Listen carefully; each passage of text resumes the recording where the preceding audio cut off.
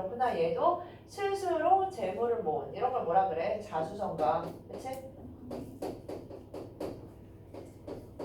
이제 부자가 되었구나. 그런데 지금 황천길을 떠나는 마당에 100가지로 생각해본들 한 개 물건도 가져갈 도리가 없구나. 내가 그렇게 쌓아놨는데 죽을 때 가져간다 못 가져간다. 한 개도 못 가져가. 지난날 재물에 인색했던 일이 후회스럽다.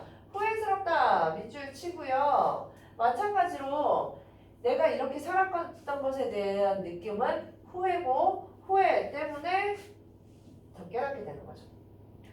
명정이 앞을 서니 상여소리가 구슬프고 했어.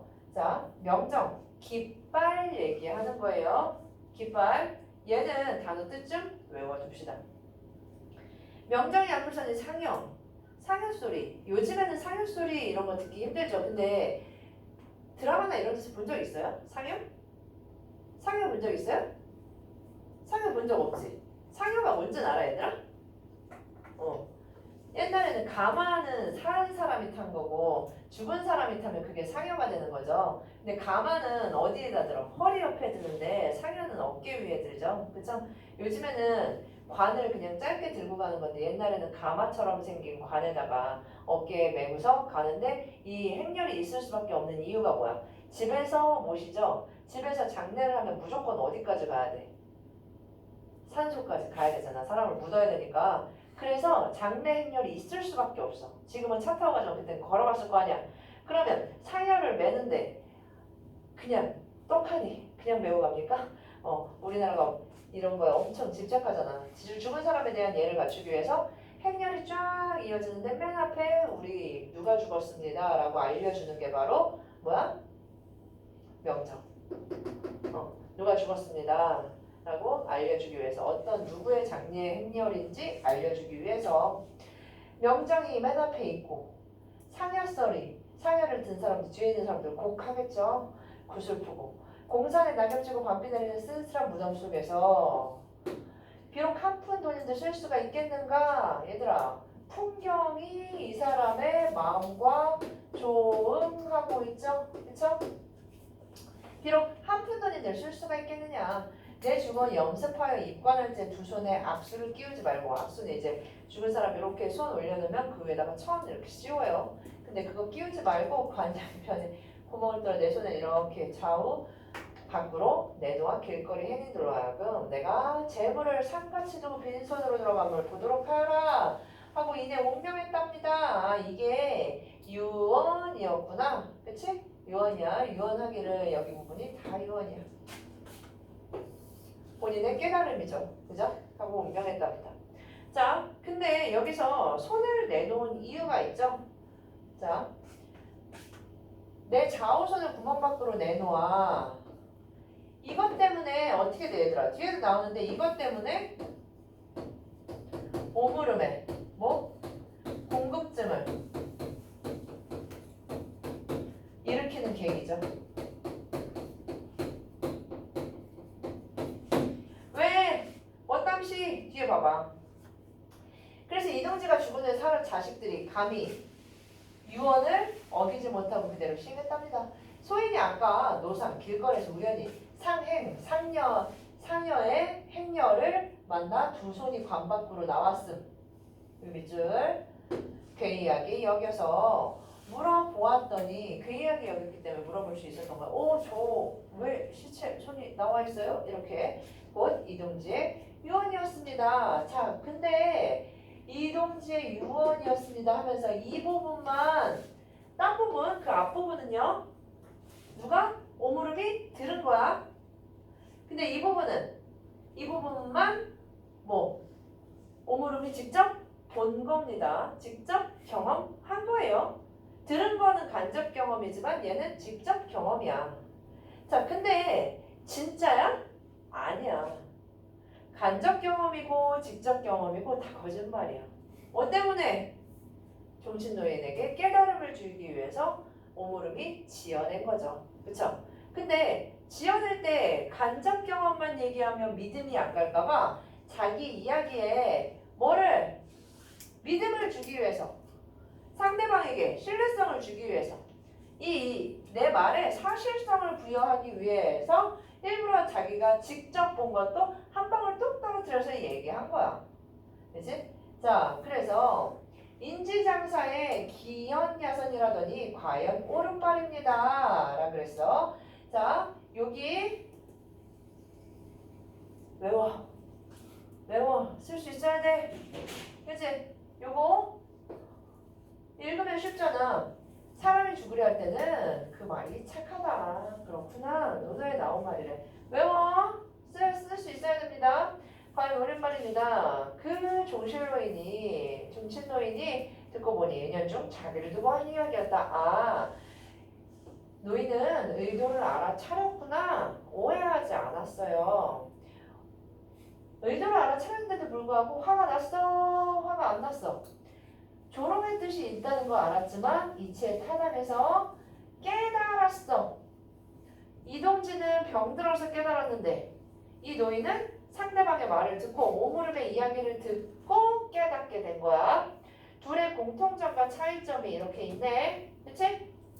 구두쇠라는 점은 공통점이지만 깨닫는 계기가 서로 달랐다. 있어. 오물음에게 상을 후하게 주어 보냈다. 그렇구나. 상을 줬구나. 혼내지 않고.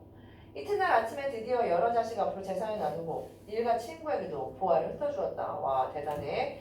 선정에 들어가 고문고와 술을 즐기며 종신토록 금전상의 말은 입에 올리지 않았다. 은거하면서 살았네요. 그치? 자연과 어울리면서 없이 살았습니다.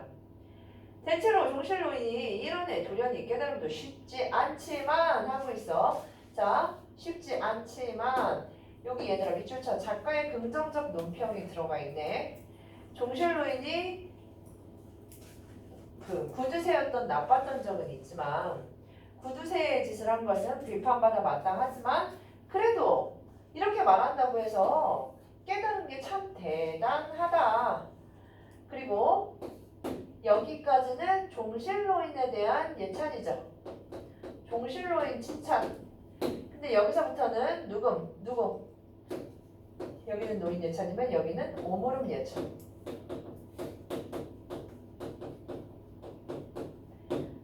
골계류에 들어갈 사람이다. 수누본 오맨의 세상에 태어났다면 어찌 그만 못했겠는가 했는데 골계 동그라미 치고요. 골계가 무슨 뜻이야? 웃긴 거야 얘들아. 유머러스한 거. 골개미라는 거 들어봤죠? 해학적인 거 같은 게 골개미야. 웃긴 거, 재밌는 거. 자, 그래서 수누본도 익살스러운 사람, 오맹도 유머러스한 사람. 이들 웃긴 걸로 유명한 사람들인데 오물음이 이 시대에 태어났다면 그들보다 못했겠는가? 충분히 그들을 깨닫고도 뛰어넘고도 남았을 것이다. 그래서 이 이야기에는 뭐가 있다고 보는 거야? 골개미, 우스꽝스러운 면이 있다고 보는 거야. 뭐가 우스꽝스러워? 야, 상상해봐. 상여를 들고 가는데 상여에서 손이 나와 있어. 웃긴 거야. 무서운 거 아니야? 알겠지? 그런 것 때문에 골개미가 있다고 보는 겁니다. 우스꽝스러운 장면이죠. 그죠? 골개미를 더해주는 장면이에요. 그래서 관에서 손을 내민 그 장면이 여러 가지 역할을 하게 되죠. 오물음이 자기가 본 걸 얘기하는 계기도 되고 자기의 여기 이동지라는 사람이 자기 깨달음을 시각적으로 대중들한테 보여주는 장치이기도 하고요. 그리고 골개미도 만들어내고 이제 자 그래서 여기까지 하고 여기에 별표 하나 칩시다. 이런 오물음의 옛 이야기가 지니는 기능보다 의도를 동그라미 직접적 아니야 얘들아. 당연히 대놓고 얘기하는 게 아니기 때문에 간접적으로 드러내고 있고요. 종실노인을 깨우치기 위한 수단. 이건 계속 얘기했고 자 여기도 하나 별표. 종실노인이 깨달음을 얻고 변화한단 말이야. 듣는 사람의 입장에서 이거는요. 문학의 인식적, 윤리적 기능을 보여준다라고 얘기할 수 있어요. 누구를 계도했어? 이야기를 듣는 사람을 계도시켰죠. 변화시켰단 말이야. 어떻게? 도덕적으로 옳은 방향으로 이끌었기 때문에 아, 인식적, 윤리적 기능이 있구나 라고 얘기할 수 있습니다. 오케이? 네, 요 정도 하시면 될 것 같아요. 여기는 괜찮고.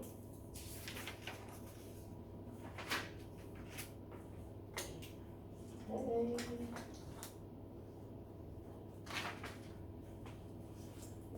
네, 아까 문제 하나 안 푸는데 문제 하나 풀고 갈게요. 아까 오물음이랑 이야기 주머니 같이 봅시다.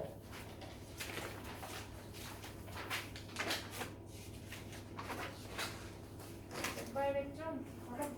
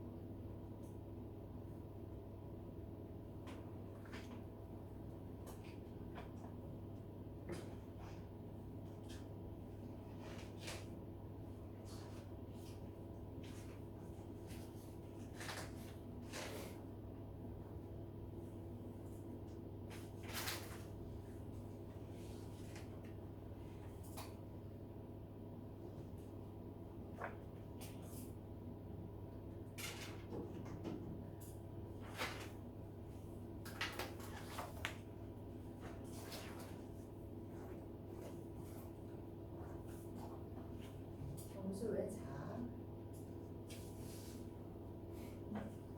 점수 왜 작아?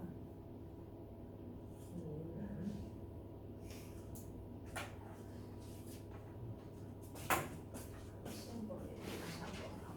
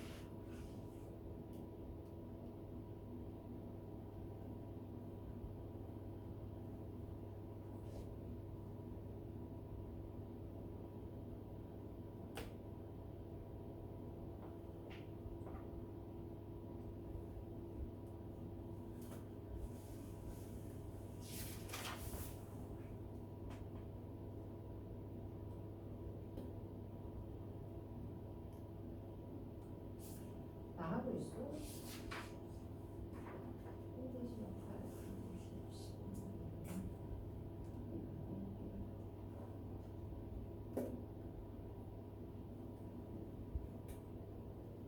야, 이 매체가 1부터 12, 통합 1에서 6이 그냥 다 매체만인가? 공부 안 들어가는 거야, 이번에? 근데 이번엔 다 그냥 다 적었지 않을까? 아니네. 우리 저번에 못 아니네, 하자. 계속했어요, 선생님. 매치만 들어오는 거예요? 계속해서 매체부터 끝까지 매치부터 끝까지 매치만 네, 있어. 그랬어? 조금 더 그냥 한번 볼까? 책 있어. 휴대폰에 있지. 그거 다 별로 없어. 종이가 적어서. 내일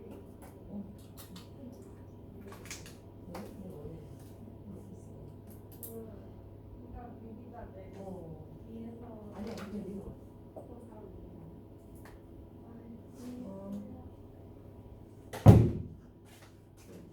어디부터 어디까지요? 그 통합 1에서 6이 문법이 아니지. 잠시만요. 통합이 그거는 매체지. 매체인데 매체 지문 있고 지문 기억력 지금 저기 그럼 문법 아예 안 들어가는 거 아니야? 맞지? 좀 실전 거기 있잖아요. 실전은 없잖아. 끝까지. 실전 학습 1, 2. 네. 혹시 그거 야, 이거 그럼 매기는 거 아니야? 실전 학습 1이면 그냥 문법 다 나온다는 얘기 아니야? 이걸 지금 범위라고 얘기하면 그럼 치사한 거 아니야? 맞지? 다 들어올 것 같아요. 그치? 그럼 그냥 매체도 들어가고 문법도 들어간다는 거잖아. 다 실전이면 맞는 거지. 야, 근데 그거 시선이 진짜? 이 화작선 들어가. 누구냐? 화작. 여기 알고. 화작. 없어? 이제 다 문법이야? 다음이야?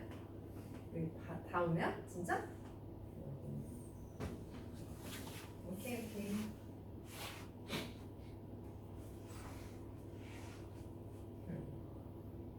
실전을 이렇게 넣어놨구나? 내가 못 봤구나. 오늘 듣지 그럼 문장. 가기 싫어가지고 뽀로라. 자, 잘했어. 공방점. 교신의 공 봤으면 공방점. 와, 이제 공방점부터 찐이야, 찐. 공방점부터 외울 거 되게 많아, 얘들아. 공방점.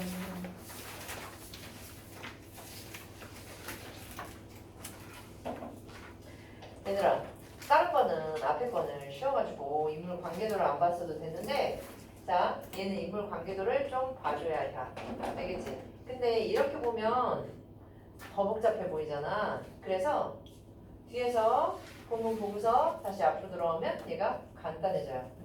일단 공방에서 이런 인물 관계도가 중요한 이유가 뭐냐? 우리 공방전은요, 이거 갈래가 뭐야, 얘들아? 가전체. 가전체는 소설 아니야, 얘들아. 우리나라 최초의 소설을 넣는 시대, 조선시대였죠? 그쵸? 금오신화가 우리나라 최초의 한문소설이란 말이야. 그런데 얘는 고려시대에 쓰였어. 자, 그래서 얘는 역전을 사람처럼 의인화해서 쓴 가전체야. 가전체의 목적은 뭐야? 사람들을 교화시키는 거야. 사람들에게 교훈을 주는 게 목적이란 말이야. 소설은 사람들에게 재미를 주는 게 목적인데 얘는 교훈이 목적이어서 계도적이고 재미를 위한 서사 구조가 없이 사람들을 교훈 주기 위한 그런 서사로 이루어져 있단 말이야. 자, 그래서 기본적으로 물건을 주인공으로 삼을 때 이 물건에 대해서 긍정적인지 부정적인지를 결정하고 가. 누가? 작가가. 자, 이 가전체는 공방, 돈에 대해서 어떻다? 부정적인 입장이야. 그래서 글 속에서 어떤 애들은 공방에 대해서 부정적이고 어떤 애들은 공방에 대해서 긍정적이야. 그래서 이 인물관계도의 핵심은요. 누가 부정적이고 누가 긍정적인지를 구분해야 돼. 알겠지? 부정하는 인물, 긍정하는 인물 두 개로 나눠서 확인해 주셔야 된다. 알겠죠? 자, 그래서 여기 보기로 나오는 작품 외적 준 거 여기 잠깐 봅시다. 가자는 어떤 인물에 뭘 담고 있어? 일대기를 담고 있는데 사람이 아니라 사물을 의노한 것이다. 공방전이라는 제목에서도 할 수 있다. 공방의 일세기를 다룬 전기. 이 전기는 신비로운 그 도술 나오는 그 전기 아니고 일대기를 다뤘다는 점에서 전기죠.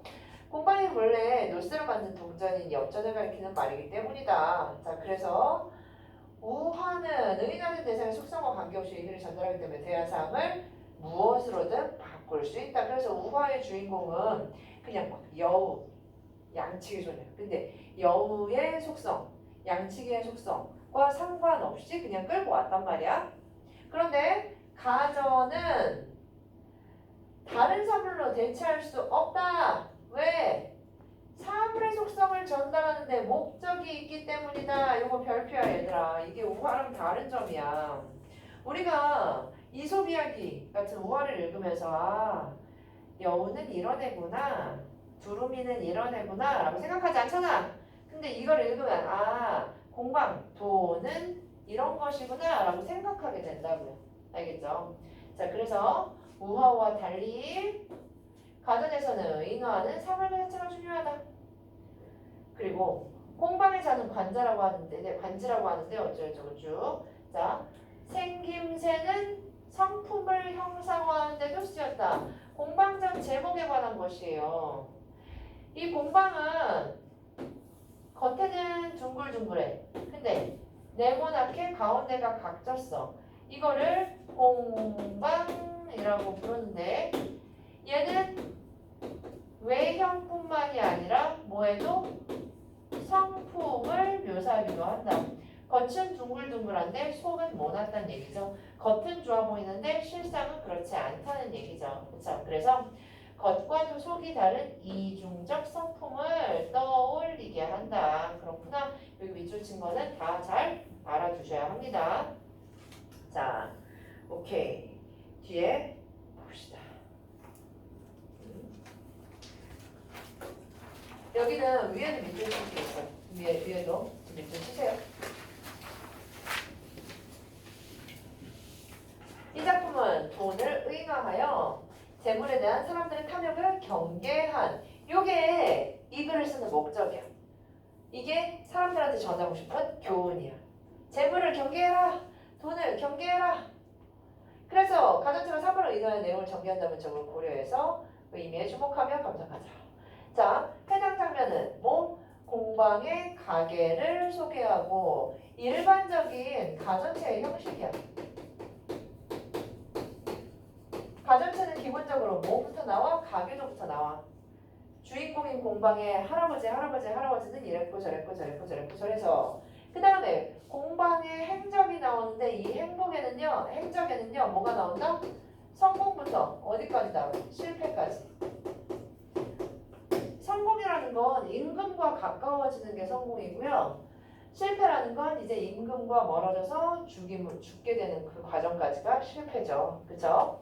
자, 그래서 성공부터 실패하는 과정까지 쭉 행적을 다루고 있고 행적이 끝난 다음에 실패한 뒤에는 그럼 죽었겠죠. 죽은 다음에 자손들 얘기하고 뭘 드러내? 폐해를 드러내며 마지막이 논평이야. 논평이 빠지지 않습니다. 요 순서가 가전체의 형식이야. 잘 들어봤죠?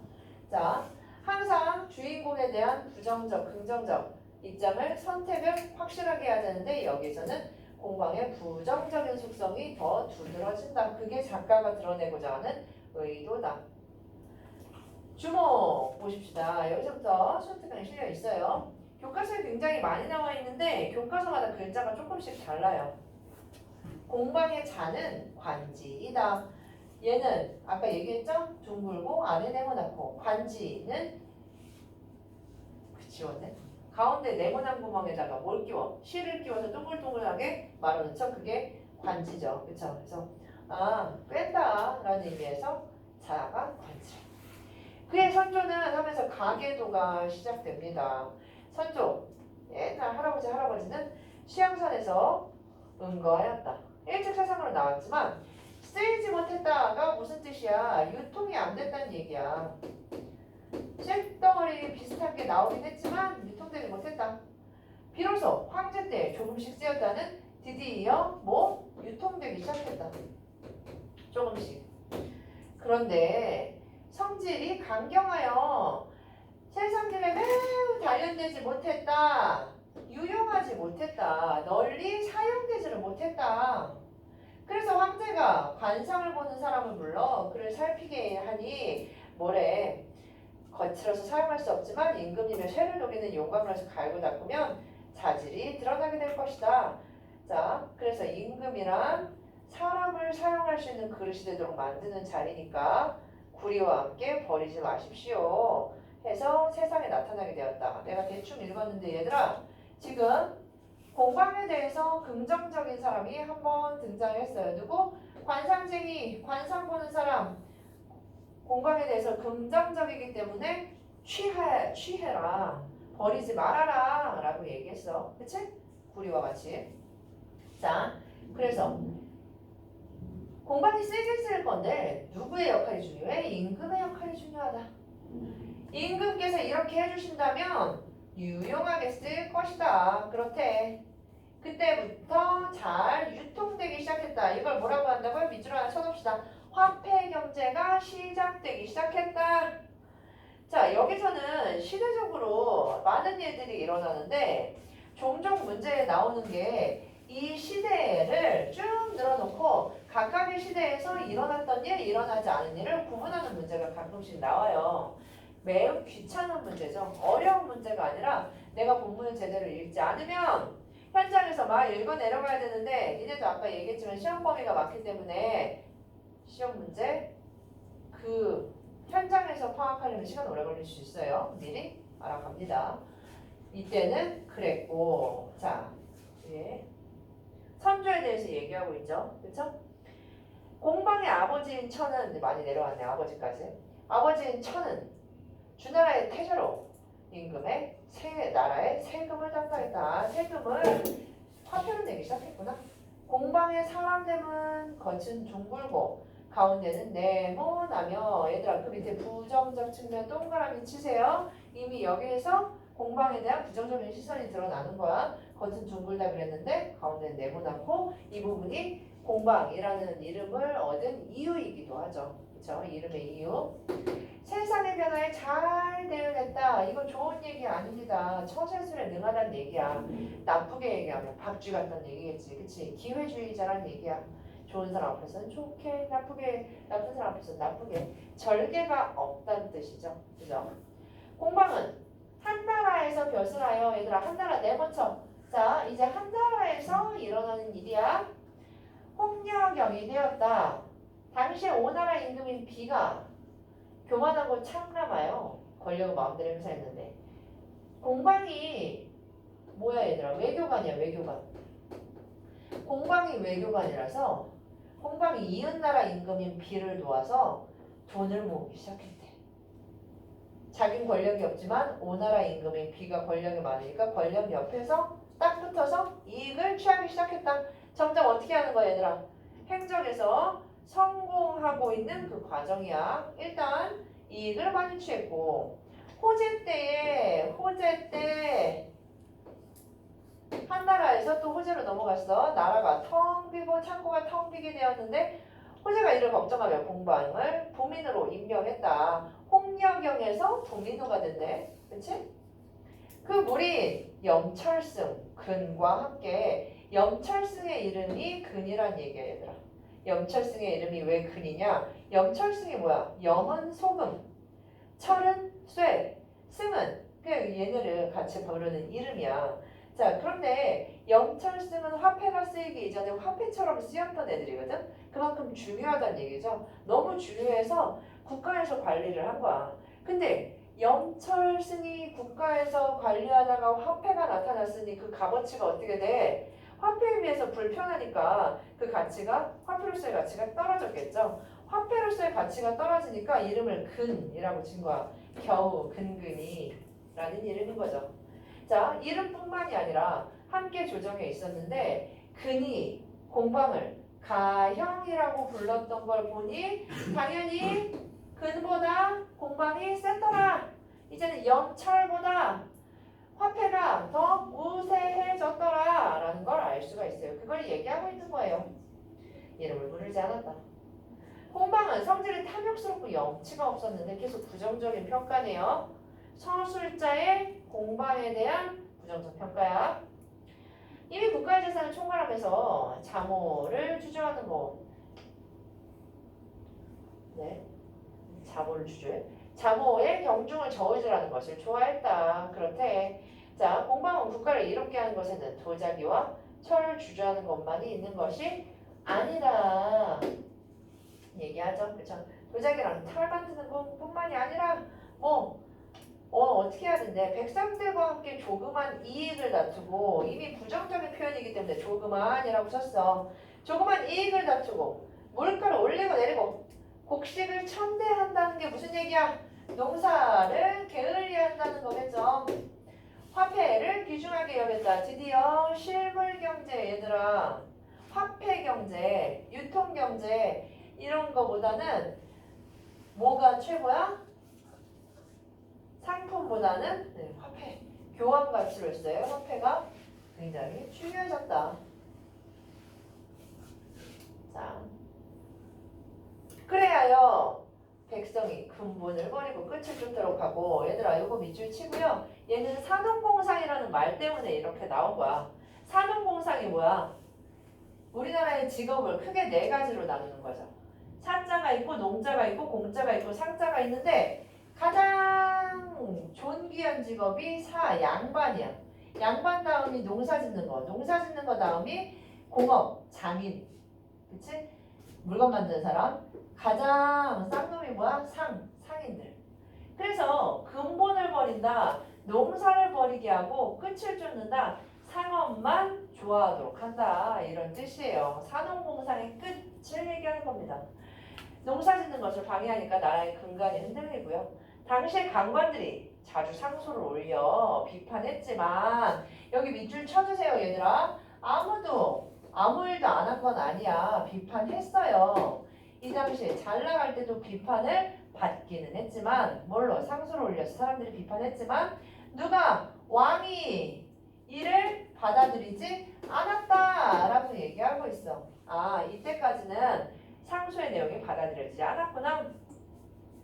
그러면서 공방은 자기를 건드릴 사람이 없으니까 왕을 뒤엎고 있으니까 교묘하게 권세 있는 귀족들을 섬겨 집을 드나들면서 권세를 부리고 특히 이 단어 중요하죠. 우리 허생전할 때도 많이 외웠었죠. 매관매직 관직을 팔아 관직을 올리고 내리는 거. 올리고 내리는 건 무슨 뜻이야? 누구는 여기에 누구는 저기에 야 너 그만둬라 얘 앉혀야 되겠다 이런 식으로 올리고 내리는 것이 손바닥 안에 있었다. 그의 권력에 달려 있었다. 공경들이 절개를 꺾고 공방을 섬기니 곡식을 쌓고 뇌물을 거두어 문권과 서류. 문권과 서류가 뭔 뜻이야? 청탁이 그만큼 쌓였다는 얘기죠. 사람들이 이거 해주세요 저거 해주세요. 자 그러면서 재산이 산과 같이 쌓였다는 얘기야. 쌓여 가히 셀 수가 없었다. 공방은 사람을 대하고 물건을 대할 때 현임과 불초한 것을 가리지 않고라 그랬는데 당시에는 얘가 좋은 말이 아니야. 지금은 가리지 않고 두루두루 다 사귀면 좋은 게 되지만 당시에는요 현명한 사람과 현명하지 못한 사람을 가리지 않고 사귀는 건 불온한 것이었어. 지금의 기준으로 보면 안 돼요. 그렇기 때문에 이것도 비판적인 입장에서 얘기하는 겁니다. 뭐래? 공방의 속물적 근성. 가리지 않고 오직 기준이 뭐야?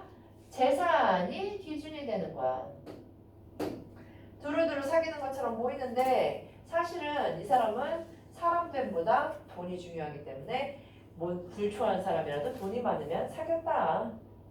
소위 시장바닥 사귐이란 이런 것을 말한다. 이런 것이 뭐야? 재산이 중심이 되는 만남. 공방은 때로는 동네 나쁜 소년들을 따라다니면서 바둑을 두고 별거 다 안에 돈이 격오를 일삼았다. 그러나 승낙을 잘했기 때문에 사람들이 이를 두고 공방의 말 한마디가 백금과 같다. 굉장히 무겁다. 왜? 굉장히 무겁다. 요거 밑줄 치고요. 이거 중요해. 이것도 해석 쓰실 수 있어야 됩니다. 공방의 위세나 권세가 매우 높다. 예, 의미야. 입이 무겁다가 아니야. 침묵을 잘한다가 아니야. 돈이면 뭐든지 해결할 수 있다는 얘기죠. 원제가 직이하자. 원제, 네, 뭐 치시고요. 공우가 글을 올려 공방이 오랫동안 바쁜 업무에 매달려 농사의 근본에는 힘쓰지 않고 전매에 이익에만 힘을 썼습니다. 라면서 공우는요 어떤 입장이야? 싫어하네 공방을요. 공방에 대해서 부정적인 입장이라서 이렇게 조목조목 공방의 일을 비판하고 있어. 나라 좀 먹고 백성들에게 해를 입혀 공사가 모두 피곤하고 뇌물이 난무하고 공적인 일도 청탁이 있어야만 처리됩니다. 자, 다른 학교에서 문제 나온 거 이거였어요. 지고 또 탄다가 무슨 뜻이냐? 라고 물어봤었어. 이거 쓸 수 있어야 돼. 지고 또 탄다가 뭐냐면 진다. 재물을 지고 있어. 탄다. 수레를 탄다는 뜻이야. 그러면 재물을 지었다는 거는 부귀하다는 얘기죠. 수레를 탄다는 얘기는 어쩔 때 수레 타 얘들아? 임금 보러 갈 때 수레 타는 거야. 장원급제 했을 때 수레 타는 거야. 그래서 탄다는 거는요. 관직이 높아졌다는 얘기야. 그러면 지고 또 탄다면 내가 가진 게 많다는 뜻이죠. 가진 게 많아지면 재물을 지고 벼슬을 타면 그러니까 벼슬, 수레 누가 몰려들어? 내 주변에 내가 가진 것을 빼앗으려고 하는 도둑들이 많아지는 거죠. 가진 게 많으니 뺏길 게 많다는 뜻이야. 주변에 나 대신 내 재산을 탐내는 사람들이 많아진다. 자, 그래서 공우가 지금 지고 또 탄다라는 옛 고사를 왜 인용하고 있어요? 공방을 비판하기 위해서. 그래서 지고 또 탄다라는 명확한 가르침도 있으니 공방의 관직을 파면하십시오. 공방이 지금 권세가 너무 높으니 주변에 똥파리들이 많이 낍니다. 그러니 공방의 관직을 없애십시오. 해서 탐욕과 비루함을 징계하십시오. 라고 얘기하고 있어. 그때 마침 권력을 잡은 사람 중 공량의 학으로 관료가 된 사람이 있었는데 그렇구나. 자, 공량의 학이라는 거는 이제 공방과 정반대로 농사의 전문적이라는 얘기야. 변방에 대한 대비책을 세우는데 군비가 부족했기 때문에 공방의 일을 미워하며 공우의 편을 들었다. 아, 그렇구나. 여기 누가? 사람 이름은 안 나왔네. 관료. 이 관료도 공방에 대해서 부정적이야. 그러자 원제가 공우의 요청을 받아들였다. 그래서 쫓겨났다. 자, 상승 쭉 했다가 이제 행적 중에 하락이야. 하락. 실패로 가는 과정이야. 공방의 문화의 사람들에게 말하기를 문화의 사람들, 공방의 제자들 얘기하는 거야. 나는 임금을 만나 임금이 나라를 잘 다스리도록 교화하여 장차 나라의 경계가 넉넉해지고 재산이 풍부해지도록 했다. 그런데 이제 조그마한 죄로 내쫓김을 당했다. 조그마한 죄 밑줄 치고요. 얘 어떻게 생각하고 있어? 뭔가 대단하다고 생각 안 해. 자기가 큰 잘못 저질렀다고 생각 안 합니다. 그죠? 뻔뻔스러워. 그러다 뒤경되고 쫓겨나는 것은 나에게 이익도 손해도 없다. 아무렇지도 않다. 라고 얘기하고 있어. 거짓말. 그지?